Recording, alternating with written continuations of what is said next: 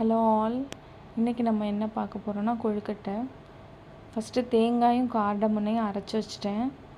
அதுக்கப்புறம் 1 spoon of நெய் போட்டுட்டு நல்லா தேங்காயை நல்லா சாட் பண்ணுறேன்.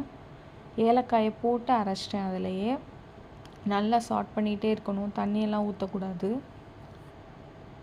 ஈவினிங் ஸ்நாக்ஸுக்கு எப்போவுமே அத்துக்குட்டி கொழுக்கட்டை அந்த மாதிரி தான் சாப்பிடுவான்.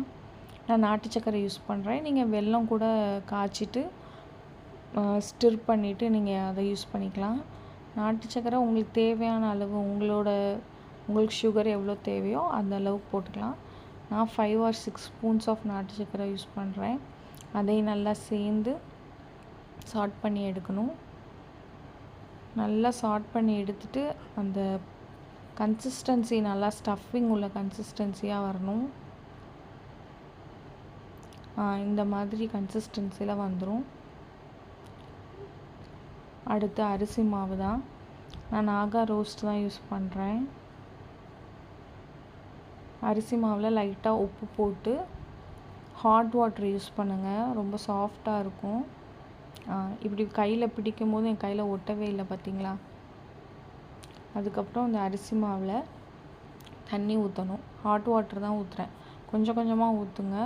நிறைய ஊற்றுனீங்கன்னா கொலன்னு ஆயிடுச்சுன்னா கொழுக்கட்டை வரவே வராது. கையில் பிடிச்சி பார்க்கும்போது கையில் ஒட்டவே கூடாது. இந்த மாதிரி அடுத்து ஷேப்ஸ் ரெடி பண்ண போகிறோம். கையில் நல்லா தட்டிட்டு ஸ்டஃபிங்கை உள்ளே வைக்கணும். அத்துக்குட்டி கத்திட்டே இருந்தான், நான் தான் பண்ணுவேன்னு. ஆனால் அவன் கையெல்லாம் அழுக்காக இருக்குது, அழுக்கு பண்ணிடுவான். அதான் நானே பண்ணிட்டேன். இப்போ ஸ்டஃபிங்க்கு கையில் நல்லா கொழுக்கட்டையை தடவிட்டு உள்ளே அந்த பூரம் சொல்லுவாங்க அதையும் வச்சுட்டு ஷேப்ஸ் எல்லாம் நல்லா மடக்கி வச்சிட்ருந்தேன். அத்துக்குட்டி கவுண்ட் பண்ணிகிட்டு இருந்தான், எத்தனை இருக்குன்னு சொல்லிட்டு. அதுக்கப்புறம் ஸ்டீம் ரெடி பண்ணுங்கள். இட்லி கொப்பரையில் ஆல்ரெடி தண்ணி ஊற்றி கொதிக்க வச்சுட்டு அதுக்கப்புறம் கொழுக்கட்டையில் அந்த பிளேட்டில் லைட்டாக எண்ணெய் தடவுனிங்கன்னா ஒட்டாமல் வரும். சூப்பராக சாஃப்டான கொழுக்கட்டை ரெடி. நீங்களும் ட்ரை பண்ணி பாருங்கள், நல்லாயிருக்கும்.